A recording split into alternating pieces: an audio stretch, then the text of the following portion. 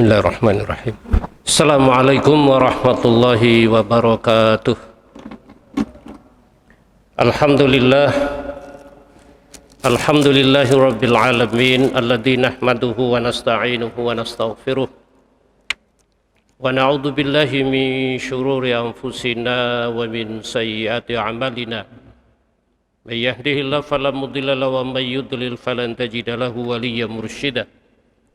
Asyhadu an la ilaha illallah wahdahu la syarika lah wa asyhadu anna Muhammadan abduhu wa rasuluh.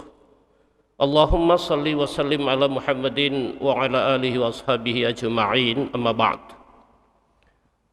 Qala Allah ta'ala fi kitabihil karim, a'udzu billahi minasy syaithanir rajim, ya ayyuhalladzina amanu taqullaha haqqa tuqatih wa la tamutunna illa wa antum muslimun.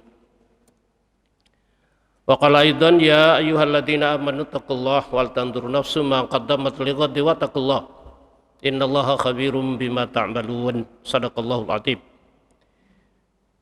Hadirin jamaah salat maghrib Masjid Al-Ikhlas yang dirahmati dan mudah-mudahan senantiasa dimuliakan oleh Allah Subhanahu wa taala. Syukur alhamdulillah, tidak bosan-bosannya kita selalu memanjatkan puji syukur kehadirat Allah Subhanahu wa taala atas semua limpahan nikmat, karunia, taufik, hidayah, bahkan mau'inah. Kalau kita hitung-hitung maka sesungguhnya kita tidak akan sanggup untuk menghitungnya. Wa in ta'uddu nikmatallahi la tuhsuha, kata Allah. Oleh karenanya mari kita bersyukur dan terus bersyukur kepada Allah. Mudah-mudahan dijanjikan oleh Allah Subhanahu wa taala, la in syakartum la azidannakum wa la in kafartum inna adzabi lasyadid. Pandai-pandailah mensyukuri nikmat karunia Allah, la azidannakum. Ini janji Allah. Kami akan menambah dan menambah terus nikmat itu, wa la in kafartum inna adzabi lasyadid. Andai kata kita mencoba untuk mengkufuri nikmat Allah, maka Allah peringatkan kepada kita, inna adzabi lasyadid. Sesungguhnya azab Allah itu sangat pedih. Hadirin yang dirahmati yang dimuliakan oleh Allah Subhanahu wa taala, saya sering mengawali tentang betapa pentingnya bersyukur kepada Allah Subhanahu wa taala. Karena manusia itu kebanyakan lupa. Saking sudah hebatnya meraih apa yang diinginkan, menumpukan harta dan lain sebagainya, memang dalam pandangan Islam tidak salah. Orang Islam itu harus punya harta, harus kaya, akan tapi itu tadi kita perlu ketahui bahwa harta nanti di sisi Allah ada dua pertanyaan. Yang pertama, dari mana kita perolehnya, dan yang kedua, kemana kita akan menyalurkannya, sekecil apapun. Oleh karena itu kita saling mengingatkan apa yang disampaikan oleh Allah Subhanahu wa taala, tsumma latus'alunna yauma idzin anin naim. Kemudian pada hari itu kalian akan ditanya tentang nikmat itu. Jadi yang kita makan, yang kita minum, yang kita pakai, sesungguhnya orang-orang yang beriman itu harus menyikapi bagaimana memiliki nikmat itu. Hakikatnya nikmat itu yang kita makan, kemudian kita buang, kemudian yang kita pakai, dan yang utuh itu kita sedekahkan. Jadi ada tiga, yang kita makan habis, yang kita pakai itu juga, dan yang paling penting dan yang paling kekal abadi dari yang milik kita sesungguhnya adalah sesuatu yang sudah kita infakkan, sesudah kita sedekahkan. Itu nikmat yang hakiki.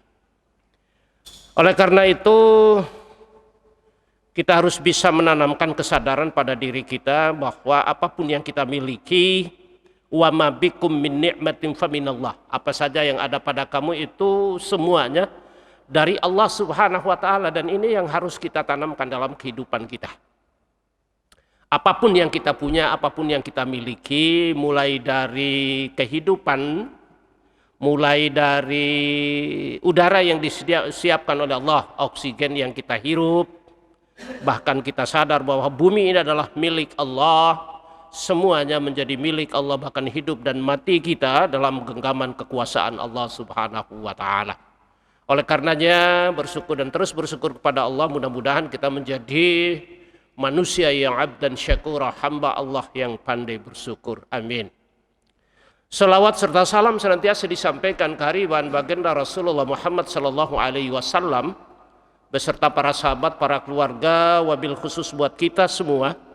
Mudah-mudahan pada hari kiamat nanti insya Allah kita akan selalu mendapatkan syafaat dari Rasulullah sallallahu alaihi wasallam. Amin ya rabbal alamin. Hadirin yang dirahmati yang dimuliakan oleh Allah Subhanahu wa taala. Kajian rutin setiap Senin pertama yaitu tentang al-kabair. Mengetahui mengenai dosa-dosa besar supaya kita berupaya untuk menghindarinya. Sudah barang tentu Bapak Ibu yang terhormat.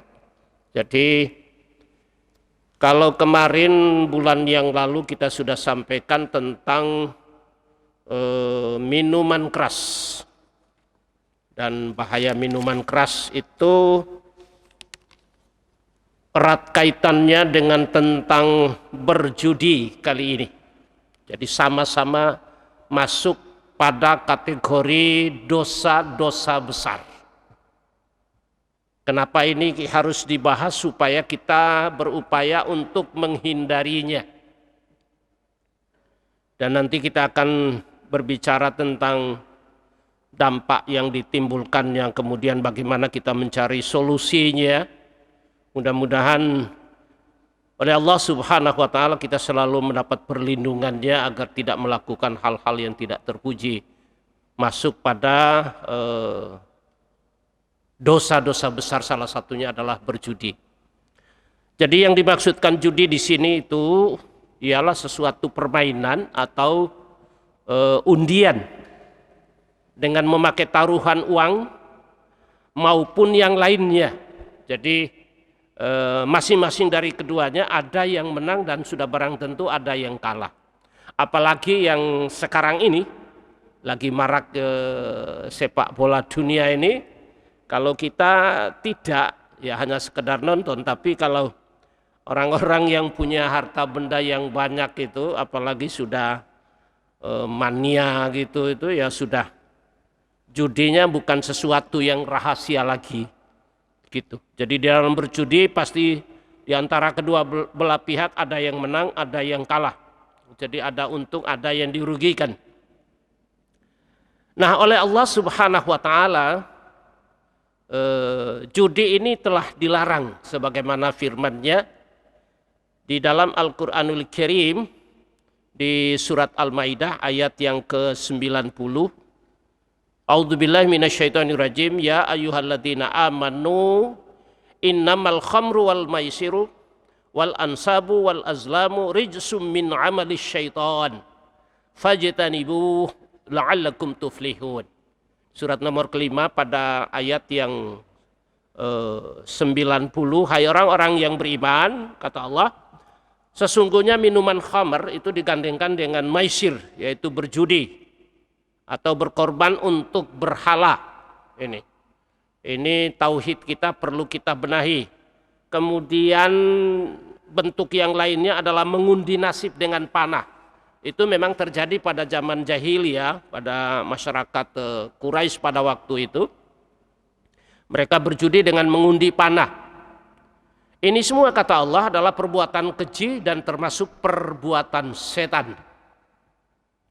Ini termasuk dosa besar. Fajtanibu, maka jauhilah perbuatan-perbuatan itu.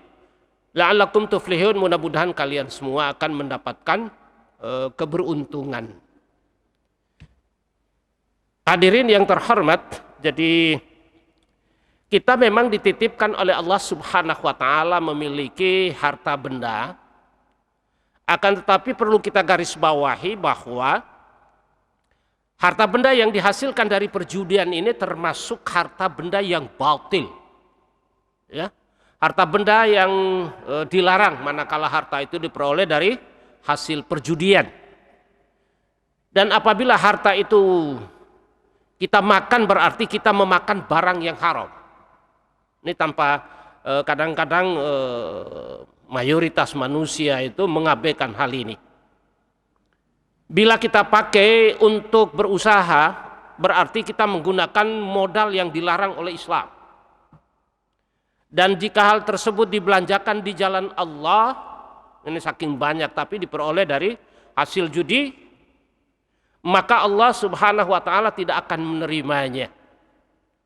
Ini perlu kita sadari.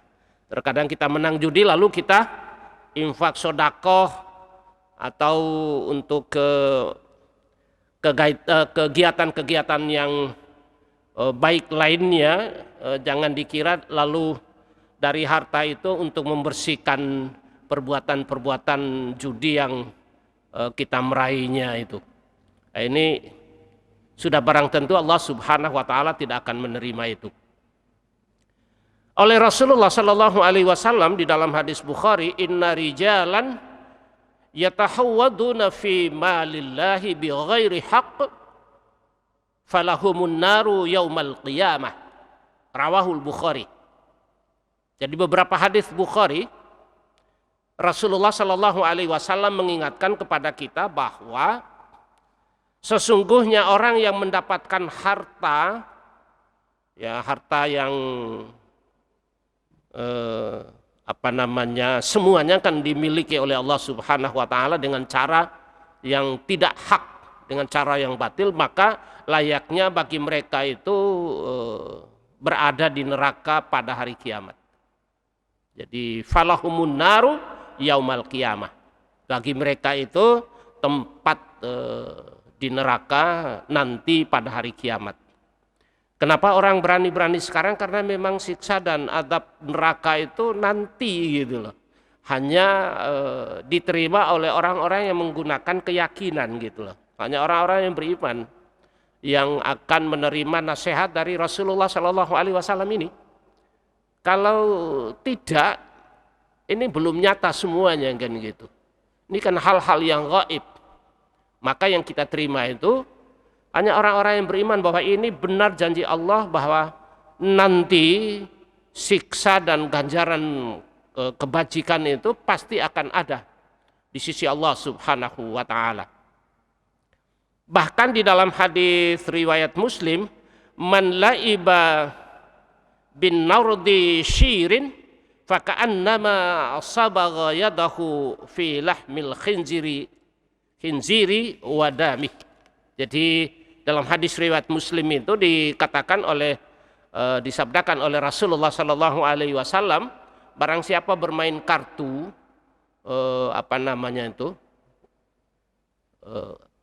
istilah kartu kopek itu ya, maka sesungguhnya ia seolah-olah telah mencelupkan tangannya ke dalam daging dan darah babi.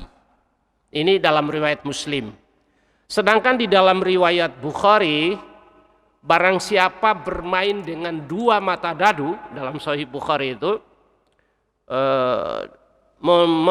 bermain dengan dua mata dadu ini dalam rangka berjudi, maka diibaratkan seperti dia memakan daging babi, yang dimana daging babi itu adalah diharamkan oleh Allah Subhanahu wa taala.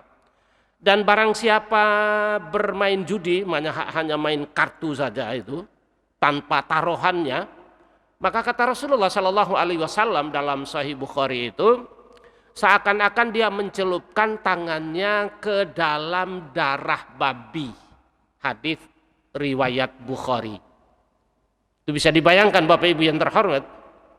Nah, di dalam Sahih Muslim ini, bermain kartu maka sesungguhnya ia seolah-olah telah mencelupkan tangannya ke dalam daging dan darah babi.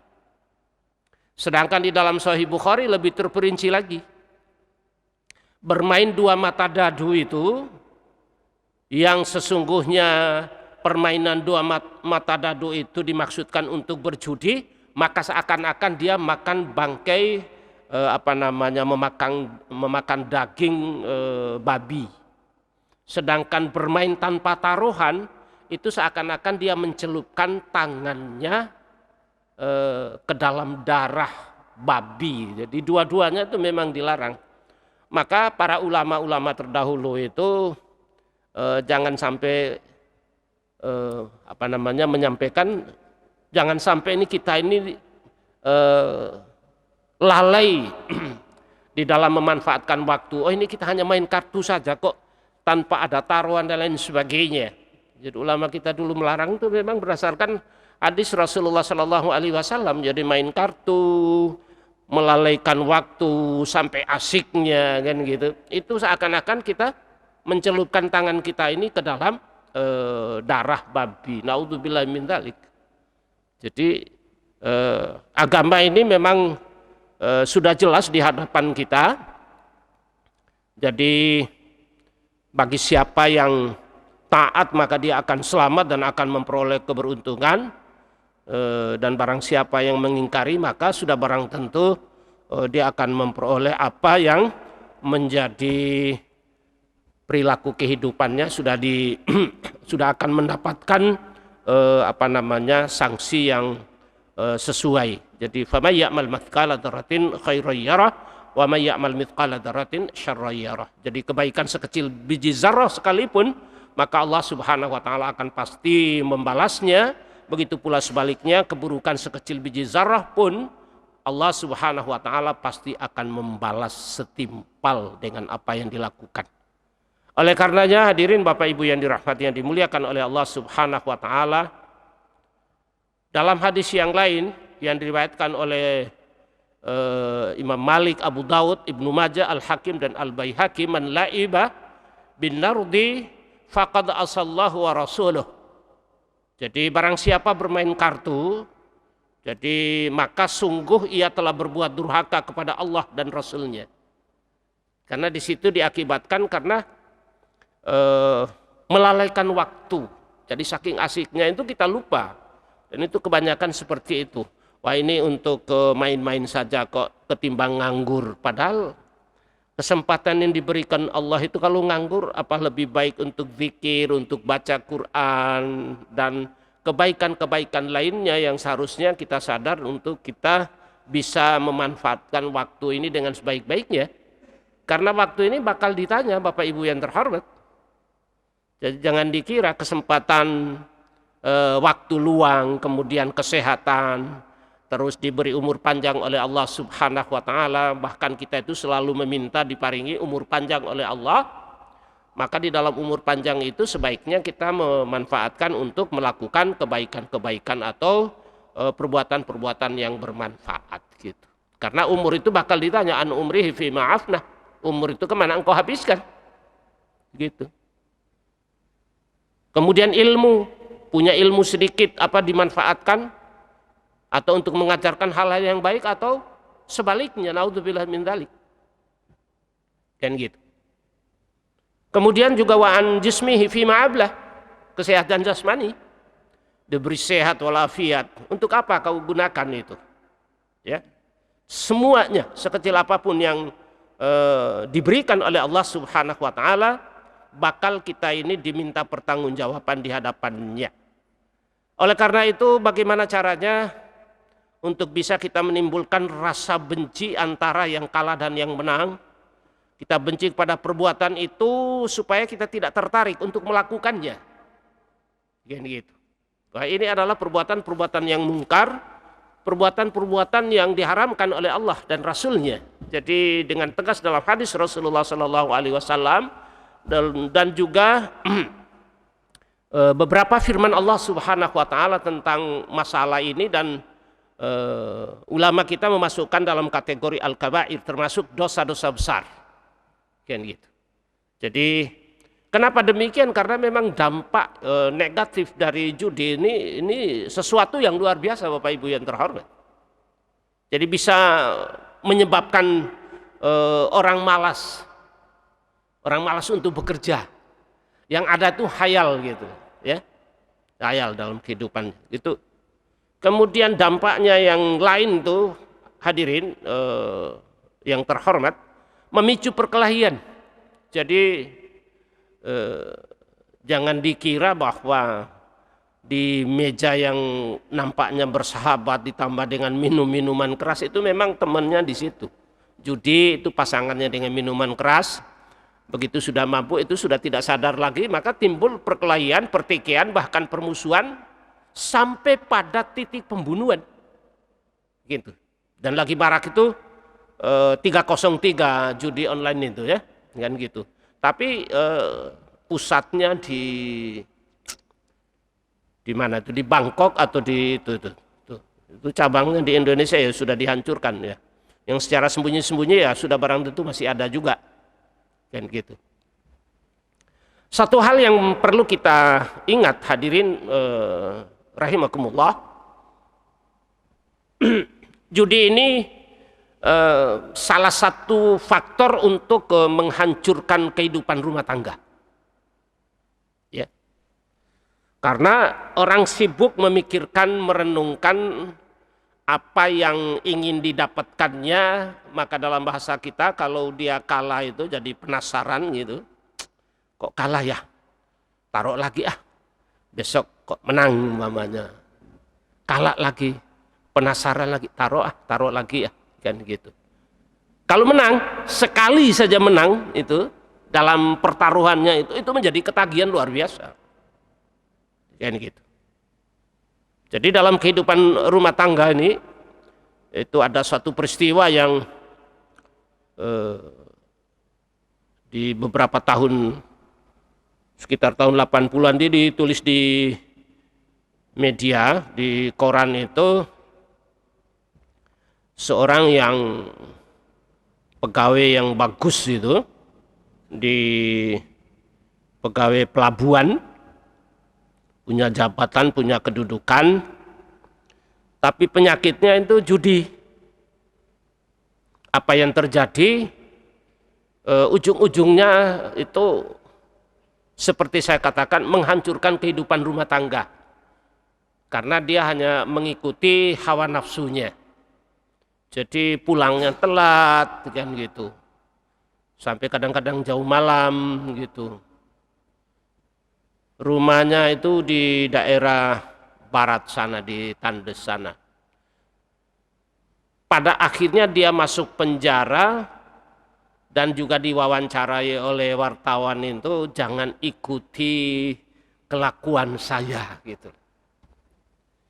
Kenapa sampai terjadi seperti itu? Karena istrinya pun dijadikan taruhan. Naudzubillahi min dzalik. Ini memang judi itu sangat-sangat naif gitu ya. Kan gitu. Jadi begitu ada mobil 4 di rumah itu semuanya raib gitu loh ya. Kala dia penasaran dia taruh lagi, ditaruh lagi. Kan begitu sampai habis, kemudian rumah terakhir dia bilang istri saya masih muda, kan begitu. Jadi itu sesuatu yang luar biasa. Jadi ini memang fakta, ini kenyataan kan gitu ya.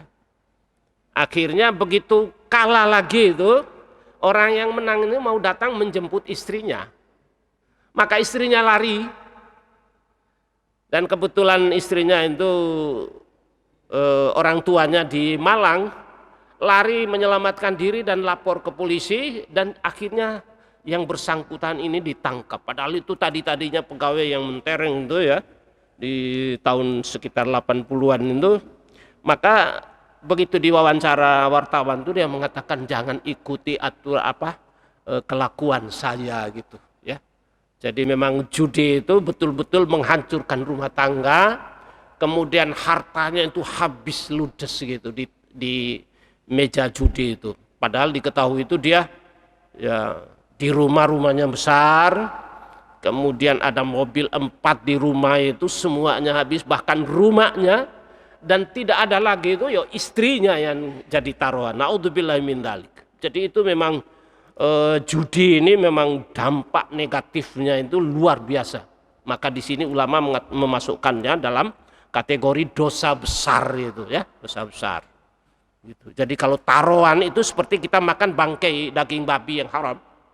Kalau umpamanya tidak pakai taruhan, seakan-akan tangan kita itu mencelup pada darah babi, kan gitu. Kenapa demikian hadirin yang terhormat? Karena kegiatan judi ini kegiatan yang sia-sia, yang menghabiskan waktu. Menjadi malas jauh dari mengingat kepada Allah, mengabaikan ibadah, sholat 5 waktu, kan gitu. Boro-boro sholatnya sudah asik di situ, kan gitu. Apalagi ditemani dengan khamar, kan gitu. Oleh karenanya mengakibatkan pelakunya lupa kepada agama dan juga lupa kepada Allah Subhanahu wa taala. kan gitu. Apalagi dalam urusan kegiatan sosial yang normal itu jauh ya, menjauhkan pelaku dari kehidupan sosial yang normal. Bahkan pelaku rentan melakukan pencurian kalau semuanya sudah tidak ada lagi. Gitu.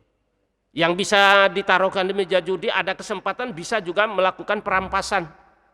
Bisa juga bekerja sama untuk melakukan perampokan. Untuk apa? Hasilnya nanti untuk digunakan untuk judi. Dan itu sesuatu yang dia rasa bahwa itu sesuatu yang merupakan jalan yang asik buatnya kan gitu. Itu memang kalah penasaran, menang satu kali dalam berjudi itu menjadi ketagihan. Naudzubillah min dzalik. Hadirin Bapak Ibu yang dirahmati yang dimuliakan oleh Allah Subhanahu wa taala, seperti saya katakan bahwa pelaku judi itu atau perbuatan judi itu menghalangi seseorang dari melakukan sholat 5 waktu, ibadah kepada Allah Subhanahu wa taala. Oleh Allah kita diingatkan pada surat Al-Maidah ayat yang ke-91, karena masalah khamar dan maisir itu hanya 3 kali disebut oleh Allah Subhanahu wa taala. Di dalam surat Al-Maidah ayat 90, di dalam surat Al-Maidah ayat 91, dan juga di dalam Al-Quranul Karim pada surat Al-Baqarah 219. Jadi 3 kali diingatkan oleh Allah Subhanahu wa taala.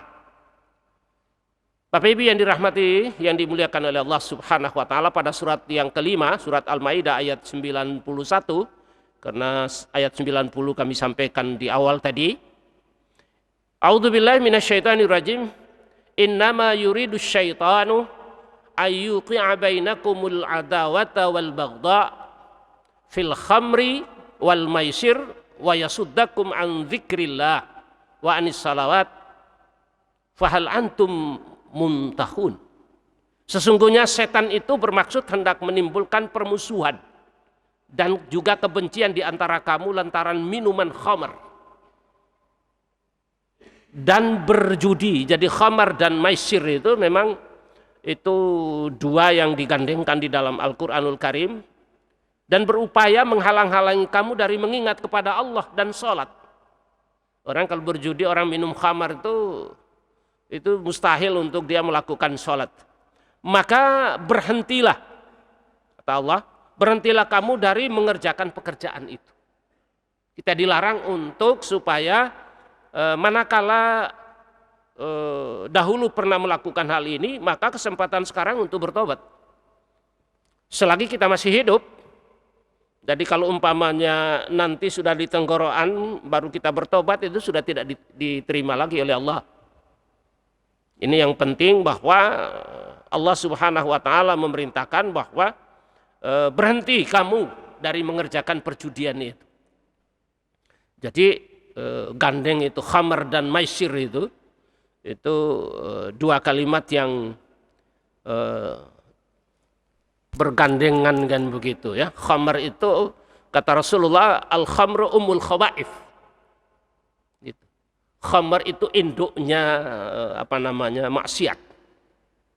Induknya dosa itu khamar. Jadi kalau orang sudah minum khamar itu sudah, kalau akal sehatnya sudah hilang itu dalam kisah seorang ahli ibadah, seorang alim, seorang pemuda di zaman Bani Israel itu, dia selalu di atas itu gedung ada mihrab itu tinggi itu, dia selalu berkhalwat itu, ibadah di situ.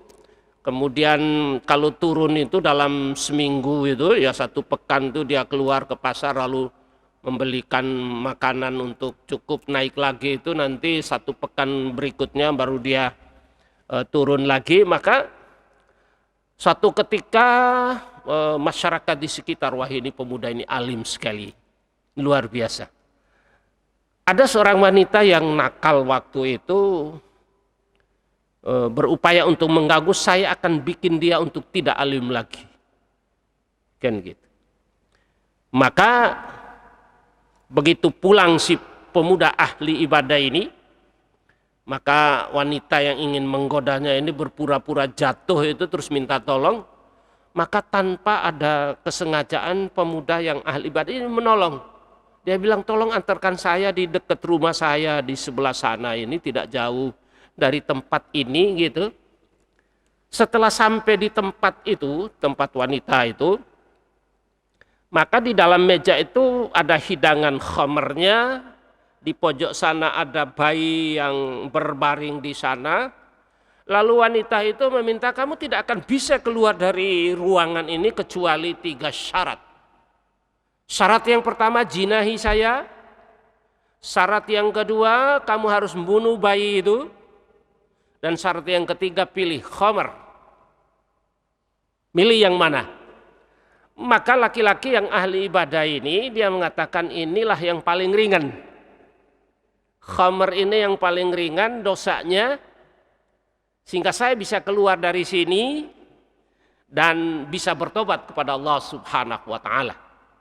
Akan tetapi apa yang terjadi, hadirin yang terhormat, setelah khamar itu diminum, kemudian kesadaran itu sudah mulai berkurang, maka begitu dipandang sana ada bayi yang tidak berdosa itu diambil kemudian dilempar ke tembok, kemudian dia juga menjinahi wanita itu. Naudzubillahi min dzalik.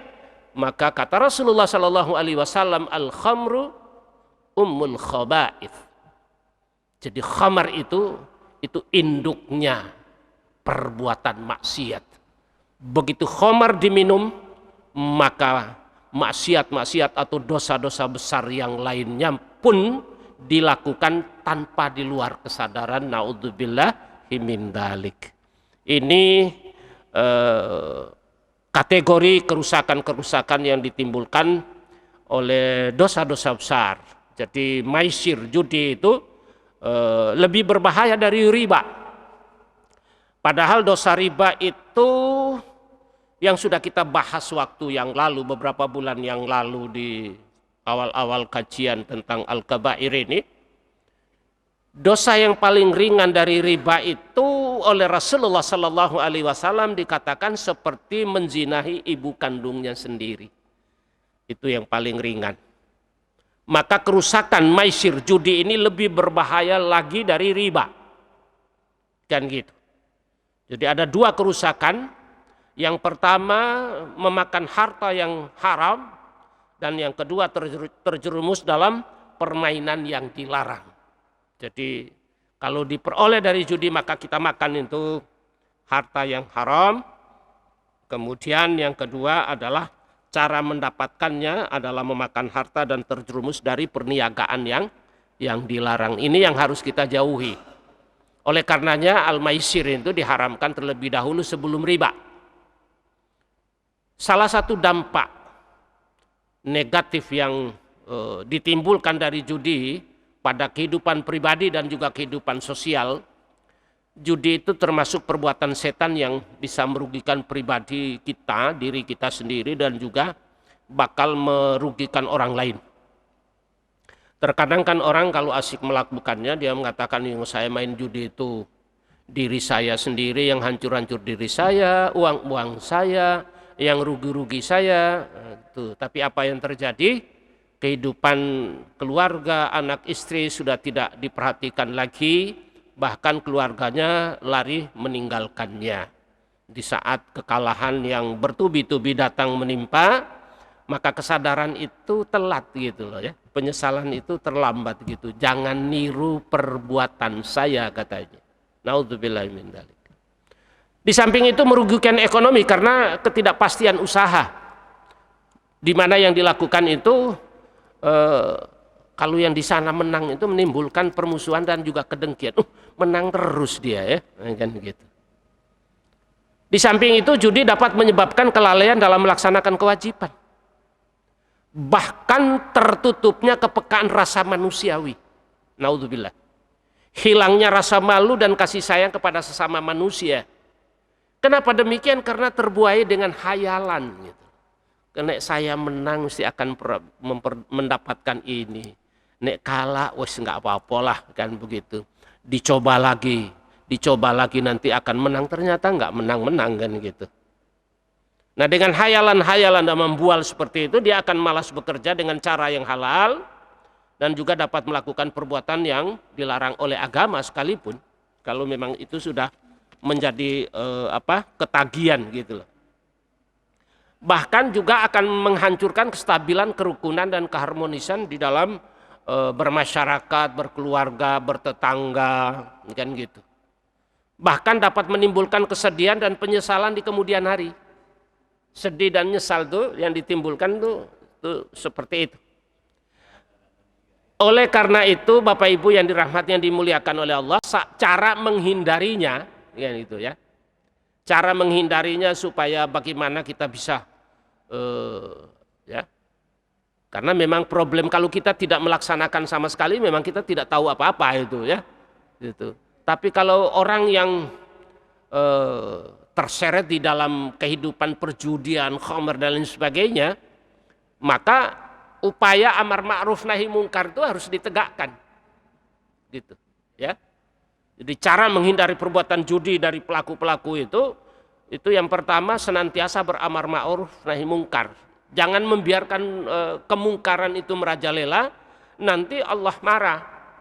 Kalau Allah marah pasti akan Allah turunkan sanksinya kepada kita. Kan gitu. Oleh Rasulullah Shallallahu alaihi wasallam dikatakan, man ra'a minkum munkaran falyughayyiru biyadihi, fa illam yastati fa bilisani, fa illam yastati fa biqalbi, wa dzalika adhaful iman. Jadi barang siapa yang melihat kemungkaran maka harus dicegahnya dengan falyughayyiru biyadihi, dengan tangannya. Ini ulama mengatakan falyughayyiru biyadihi, tangan ini adalah kekuasaannya. Kalau memang kita tidak punya kekuasaan, fabilisani, dengan lisan. Kalau lisan pun tidak sanggup, maka fabi qalbi, dengan hati menolak akan kemungkaran itu, wadzalika adhaful iman, dan itu termasuk selemah-lemahnya iman. Nah, ini dalam rangka cara atau upaya untuk mencari jalan keluar supaya tidak terjadi perjudian. Enggak tanggung-tanggung, Indonesia ini termasuk bahkan disediakan tempat untuk berjudi sampai pusatnya di mana itu, di Bangkok atau di mana itu ya. Naudzubillahi min dzalik gitu. Jadi judi 303 yang diprakarsai dan diurus oleh Sambo ini ya sekarang sudah selesai itu ya. Gitu. Nggak tahu yang lainnya kan gitu. Kemudian perlu juga kita sosialisasikan dengan jelas tentang bahaya dari judi itu. Dampak-dampak negatif atau bahaya-bahaya itu. Berikutnya bagaimana cara untuk memberantas atau menghindari judi itu, menindak secara tegas pelaku perjudian oleh aparat yang berwenang. Beda kalau aparat juga ikut berjudi di situ ya, naudzubillahi min dzalik, ya nggak bisa diberantas. Kan gitu. Itu persoalannya yang berat itu kan demikian. Kan gitu. Jadi aparat juga ikut judi pisan kan gitu loh ya, dan itu realita gitu loh ya. Anak buahnya tahu kalau ada perjudian, ada mafia dan lain sebagainya, malah justru ditembak, itu dibunuh itu ya. Naudzubillahi min dzalik. Itu potret yang nyata dan pelajaran juga bagi kita untuk bisa menghindari. Jadi kita akan berupaya semaksimal mungkin Bapak Ibu yang terhormat untuk menghindari pergaulan dengan penjudi dan juga lebih banyak bergaul dengan orang-orang yang jelas-jelas baik gitu. Kan ulama sudah menasehati wong kang soleh kumpulono gitu. Orang-orang soleh itu hendaknya kita kumpul supaya keciprat kesolehannya kan begitu. Lah kalau umpamanya bergaul sewaktu sesekali judi atau khamar gitu, sekali-sekali ditawarin, nggak apa-apa iki. Coba dirasakan dulu. Oh, aku nggak biasa minum kok. Coba dirasakan dulu. Anu pahit gitu loh. Oh, ini nggak apa-apa, nanti biasa gitu, biasa ini. Gitu. Lama-lama akhirnya jadi ketagihan. Nah, kan sudah ketagihan repot untuk menghentikannya. Gitu. Maka berupaya untuk bergaul dengan orang-orang baik, dan agama kita memerintahkan seperti itu. Jadi kalau umpamanya bergaul dengan orang jual minyak wangi, ya keciprat wangi juga. Kalau bergaul dengan orang yang tukang besi ya karatan besi atau mambu api itu ya kecipratan juga. Maka itu contoh bahwa memang agama kita memerintahkan supaya kita juga memilih-milih teman di dalam pergaulan. Kalau bergaul itu betul-betul kita lihat bahwa dia itu adalah orang soleh, di mana teman yang baik itu teman yang melihat temannya melakukan kejahatan, kemungkaran itu dia tegur gitu loh ya. Dia tidak ingin bahwa temannya itu terjerumus dalam kemungkaran atau kemaksiatan. Itu sahabat yang baik. Terkadang diterima, terkadang tidak diterima, kan begitu. Itu risikonya itu demikian gitu. Karena teman yang baik itu saking cintanya jangan sampai sahabatnya itu bergelimang di dalam kemaksiatan. Maka dia berupaya untuk menyelamatkan temannya selagi ada sempat dan selagi masih sama-sama hidup di dunia ini. Tapi kalau sudah tidak ada lagi di sana ya naudzubillah min dzalik. Karena kesempatan yang ada itu hanya di dunia ini Bapak Ibu yang terhormat. Jadi faktor untuk bisa mencari penyelesaiannya itu senantiasa berusaha untuk mencari rizki yang halal dan qanaah, menerima apa yang diberikan oleh Allah Subhanahu wa taala. Ini perlu kita tanamkan dalam diri kita itu demikian. Dan yang terakhir itu senantiasa beristighfar dan selalu memohon ampun serta perlindungan dari Allah Subhanahu wa taala agar tidak terjerumus dalam perjudian. Kan memang itu orang kalau sudah masuk dalam kategori itu tuh sangat-sangat bahaya. Gitu. Ada yang bertanya? Monggo, nggih. Waalaikumsalam warahmatullahi wabarakatuh.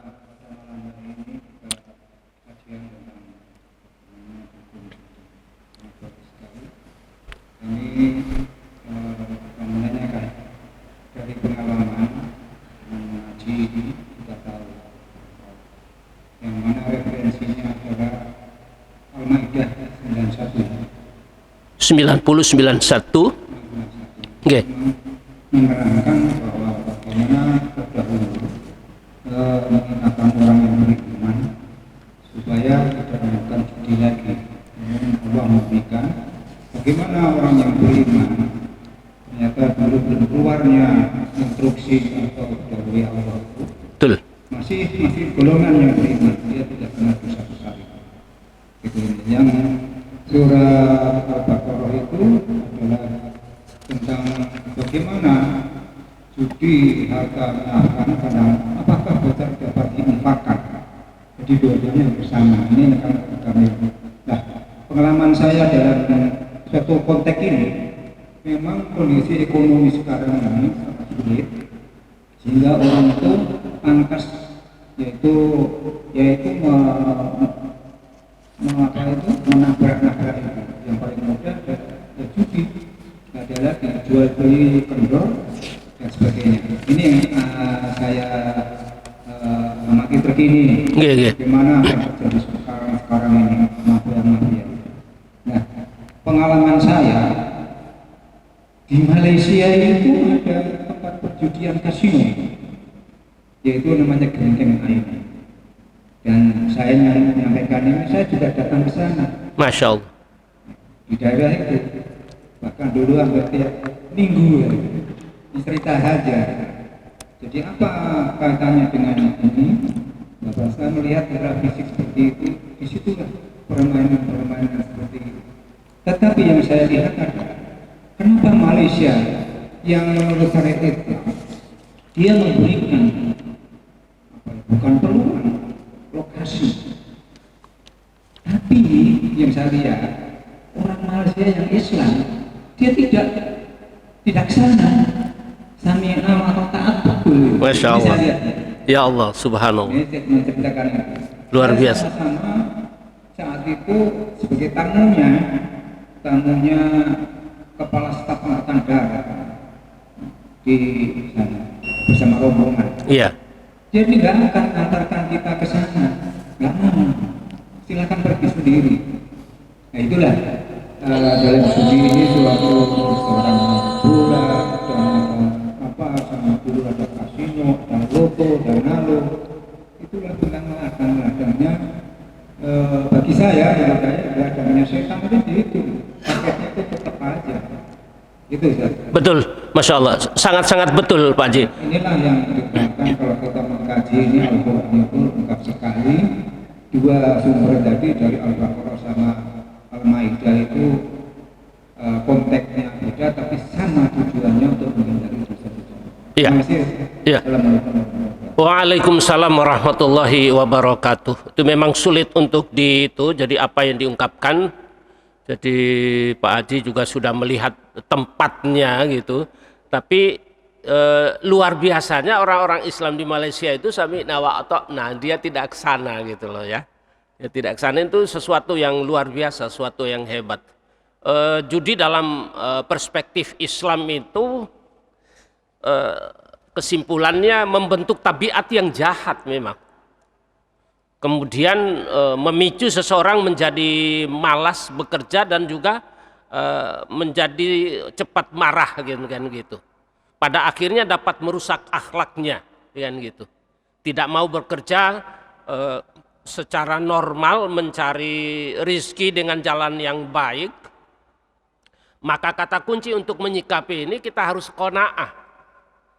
Qanaah itu bagian dari rasa syukur kita kepada Allah, menerima apa yang menjadi milik kita yang sudah kita terima dari Allah Subhanahu wa taala.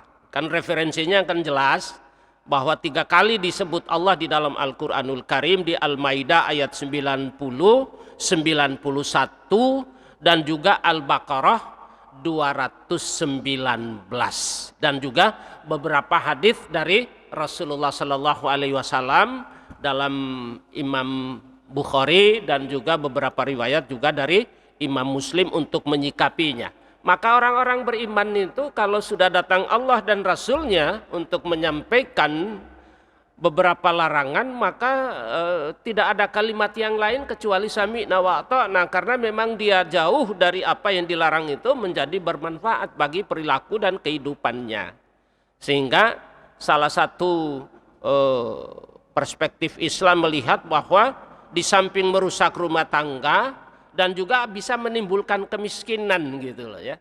Karena keinginan memenuhi nafsu untuk bermain judi, seseorang akan mempertaruhkan harta yang dimilikinya dan akhirnya melupakan kewajibannya untuk memenuhi kebutuhan istri dan anaknya. Naudzubillahi min dalik. Maka kata kunci kembali kalau nerimo gitu dalam bahasa agama qanaah, insya Allah mudah-mudahan kita akan diselamatkan oleh Allah Subhanahu wa taala. Itu saja. Maka mohon ampun dan mohon perlindungan, karena setan itu kata tadi Pak Haji itu tidak akan pernah berhenti. Dia tidak akan rela kalau umat itu berada pada sisi yang selalu baik, meskipun kita sadar bahwa manusia ini tidak ada manusia yang sempurna, akan tapi sebaik-baiknya manusia itu bukan manusia yang tidak pernah melakukan kesalahan dan dosa, Bapak Ibu yang terhormat. Akan tapi sebaik-baiknya manusia adalah manusia yang sadar akan kesalahannya lalu kembali bertobat kepada Allah. Itu kuncinya. Tidak ada satu manusia pun yang tidak melakukan perbuatan salah dan dosa. Pasti melakukan kesalahan dan dosa, lalu dia sadar, kemudian diikut sertakan dengan mohon ampun, istighfar dan bertobat kepada Allah Subhanahu wa taala. Itu solusinya Bapak Ibu yang terhormat. Ada yang bertanya, monggo silakan. Ada lagi? Nggih. Gimana kalau kita memanfaatkan fasilitas yang dibangun dari hasil yang dilarang oleh Allah, misalnya dari hasil perjudian atau yang lain. Misalnya jarang dibangun, ya tapi dari hasil perjudian kita memanfaatkan fasilitas itu, gimana hukumnya? Iya, jadi jelas di dalam ajaran Islam itu di awal tadi saya sudah sampaikan bahwa membangun fasilitas umum untuk kebaikan-kebaikan di mata manusia saja itu memang mungkin di mata manusia, bahkan dalam konteks kehidupan dunia, wah ini bagus ini umpamanya, baik kok untuk itu. Tapi kalau di mata Allah sesuatu yang haram itu tidak akan diterima itu. Iya, memanfaatkan barang atau untuk menolong fakir miskin, menolong orang susah. Saya judi ini, hasil ini, tapi saya buat jalan di situ berapa meter dari sana aspal dan lain sebagainya. mata manusia, oh bapak itu baik ya. Tapi kalau dalam penilaian Allah,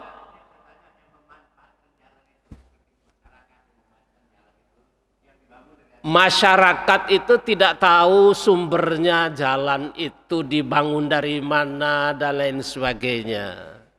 Jadi kalau umpamanya masyarakat yang tidak tahu itu ya dibebaskan dari hal-hal dari hukum Allah seperti itu kan gitu. Dalam konteks kehidupan kita kan kita tidak mencari tahu sedetail itu.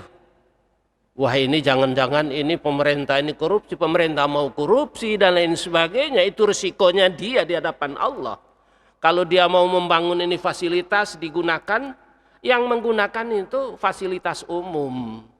Kecuali membangun gedung, tahu seperti yang disampaikan Pak Haji tadi, ada disiapkan tempat gedung untuk berjudi. Tapi orang Islam tahu di sana tempat judi nggak mau datang, nah itu hebatnya. Tapi kalau umpama jalan-jalan kita lakukan satu-satunya jalan lewat situ ya, dan jalan itu dibuat dari hasil judi dan lain sebagainya, itu yang tanggung jawab itu yang melakukan itu, bukan kembali kepada memanfaatkannya. Itu kalau fasilitas umum kayak seperti jalan loh. Kalau dalam konteks gedung dan lain sebagainya sudah barang tentu kita menghindari. Ini jalan ini bikin dari korupsi nih dan dari hasil judi dan lain sebagainya. Wah, enggak usah lewat di situ kok cilaka dan tidak, itu sudah ditulis di Lauhul Mahfuz, dan dengan orang mendapatkan itu dengan izin Allah Subhanahu wa taala. Jadi dalam konteks itu orang yang menggunakan itu tidak dibebani. Dan gitu. Menurut saya dalam pandangan konteksnya seperti itu, Bapak. Gitu. Jadi kalau menang judi lalu bikin jalan ya kita nggak ngerti gitu loh. Tuh. Kecuali ya sudah jelas tadi di awal tadi, sesuatu yang haram itu kata Rasulullah, Allah tidak akan menerimanya sampai kapanpun kan gitu. Meskipun dalam konteks dia melakukan kebaikan gitu loh. Jadi kalau Allah saja tidak akan menerima amalan itu, maka menjadi amalan sia-sia. Saya kira demikian, mudah-mudahan bermanfaat. Judi ini memang pengaruhnya itu luar biasa. Itu ya, maka ulama memasukkan dalam kategori dosa-dosa besar ini. Kenapa kita tahu supaya kayak taruhan bal-balan itu milih sopo pegang sopo ya kan gitu. Itu kan itu judi, itu jangan dikira judi. Itu. Pegang Jerman sudah masuk sudah masuk kotak kok, nggak masuk anu lagi kan gitu. Ini 16 besar, kemudian 8 tuh. Meskipun saya ikuti jam 5 mari subuh gitu siaran ulang gitu loh ya. Karena mata nggak kuat gitu. Demikian mudah-mudahan bermanfaat hadirin yang dirahmati yang dimuliakan oleh Allah Subhanahu wa taala. Subhanakallahumma wa bihamdika asyhadu an la ilaha illa anta astaghfiruka wa atubu ilaik. Billahi taufiq wal hidayah. Assalamualaikum warahmatullahi wabarakatuh.